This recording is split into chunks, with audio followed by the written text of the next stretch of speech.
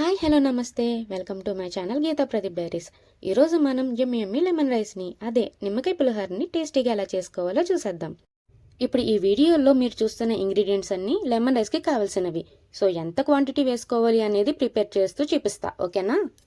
ఇక్కడ నేనైతే 1 cup rice క్వాంటిటీకి చెప్తున్నాను. ముందుగా మనం 1 కప్ రైస్ని 1 స్పూన్ ఆయిల్ వేసుకొని ఉడికించుకొని అన్నంని ఇలా పళ్ళెంలో వేసి సైడ్కి పెట్టుకోవాలి.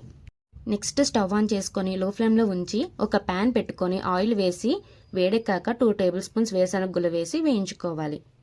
నెక్స్ట్ ఇందులోకి 1 స్పూన్ ఆవాలు, 2 టేబుల్ స్పూన్ శనగపప్పు వేసి వేపుకోవాలి.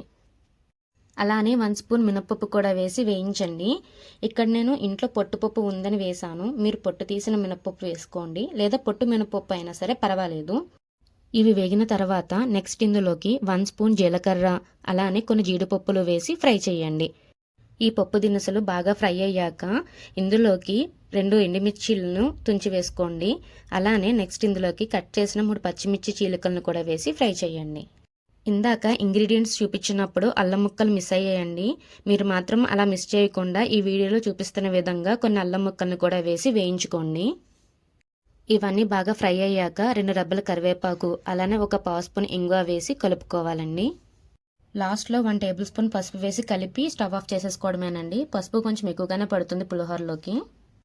ఇప్పుడు నిమ్మకాయలు పెద్ద సైజ్ అయితే 1, లేదా స్మాల్ సైజ్ అయితే 1.5 నిమ్మకాయలు రసం తీసుకొని పక్కన పెట్టుకోండి.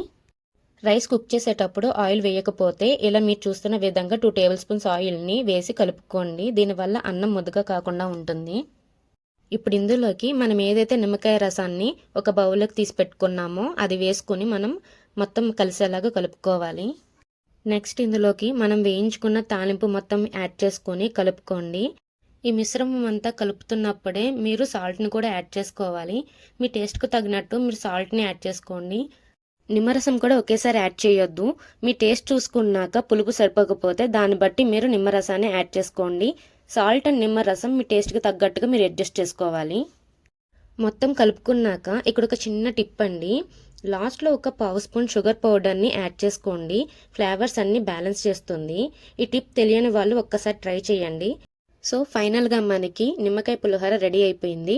చూసారుగా, చాలా సింపుల్గా చిన్న చిన్న టిప్స్తో టేస్టీ లెమన్ రైస్ని అయితే మనం ప్రిపేర్ చేసేసుకున్నాం.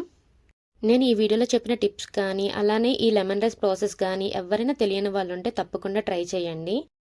మరి మీకు ఈ లెమన్ రైస్ రెసిపీ నచ్చిందా? నచ్చితే తప్పకుండా నా వీడియోకి లైక్ చేయండి. అలానే నా ఛానల్ని సబ్స్క్రైబ్ చేసుకోండి. Thank you so much for watching. Like, share and subscribe Geeta Pradeep diaries.